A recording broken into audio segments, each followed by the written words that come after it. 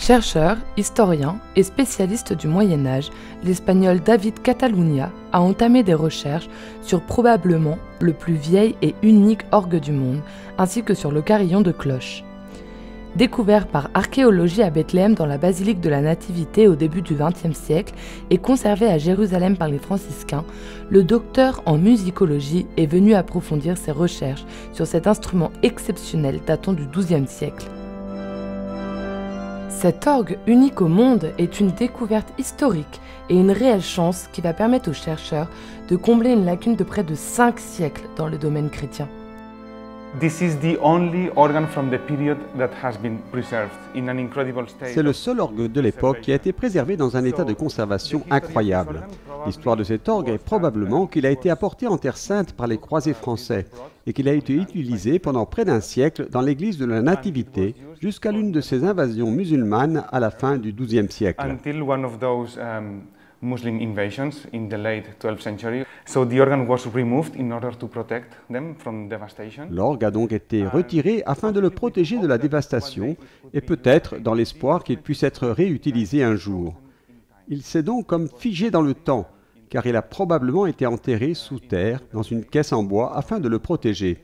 Je suis absolument stupéfait de voir que ces tuyaux ont pu être fabriqués hier. Nous avons ici l'occasion de mieux comprendre l'histoire médiévale de l'orgue, la technologie en général et la culture de l'Église. Nous avons également la possibilité de comprendre comment ces instruments étaient fabriqués, afin de les reproduire et de faire revivre leur son.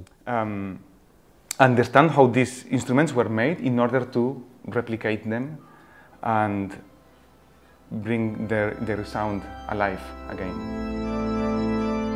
Introduit dans la liturgie de l'Église latine au Xe siècle, l'orgue était un artefact très important dans la culture occidentale.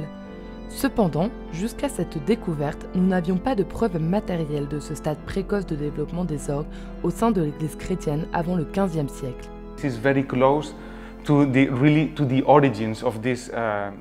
Nous sommes donc très proches des origines de cette tradition musicale et technologique.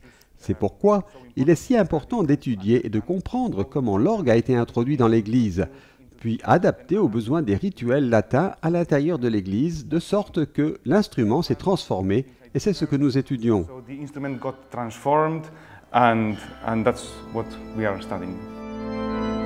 En partenariat avec la Custodie de Terre Sainte, cette étude devrait également approfondir les connaissances de l'histoire musicale du Moyen-Âge.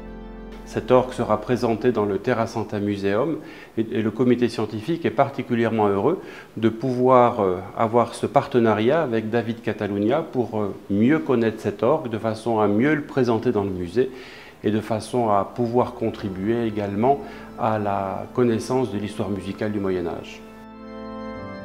Ce projet de 5 ans, encore à la phase préparatoire, devrait aboutir à la reconstruction complète de cet orgue.